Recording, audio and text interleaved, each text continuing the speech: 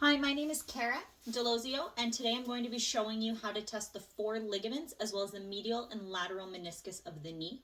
I'm here with James Delosio here behind me. He's going to be my patient today, and we're at our apartment in Toronto. So the first thing that I'm going to test is the medial and lateral meniscus of James's knee. What I'm going to have him do is stand on his injured leg with his knee bent to about 20 degrees. And then he's going to rotate back and forth on said knee. A positive test in this situation would be either a reproduction of pain or a locking of the knee. And that tests the medial and lateral meniscus. Now I'm going to have James lay down. And we're going to do the remainder test for the ligaments of the knee. So the first test that we're going to do, I'm going to find the condyle of James's femur and then go just inferior to that to the joint line. That's where the MCL ligament is going to be. I'm doing a valgus test for the MCL ligament. So I'm going to apply my index finger to that MCL ligament. Then I'm going to use the palm of my hand on the joint line on the lateral side of the knee.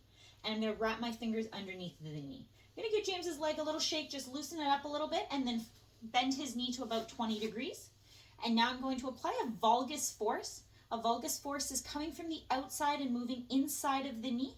And in this case, with an MCL injury, we're either going to see a gaping at the joint.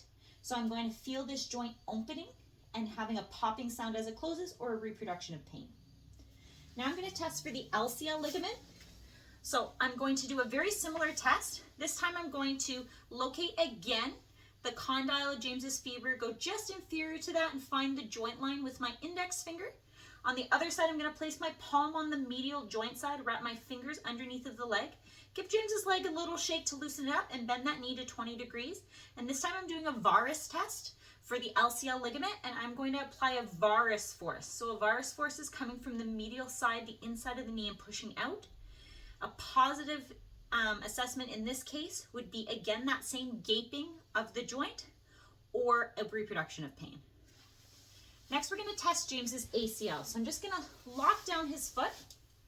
Taking my fingers, I'm going to come in under his knee, and I'm going to disengage the hamstring with a lifting up motion.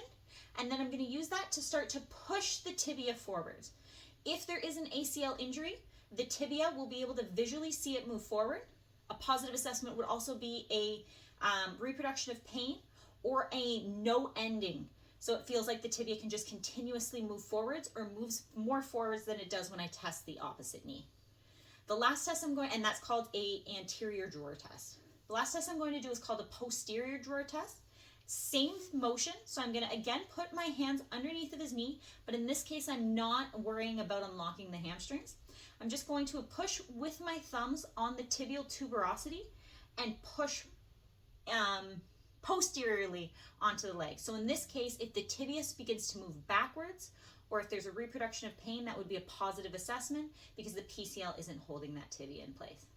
And so that is a valgus test, varus test, posterior drawer test, and anterior drawer test to test the ligaments and the lateral and medial meniscus of the knee.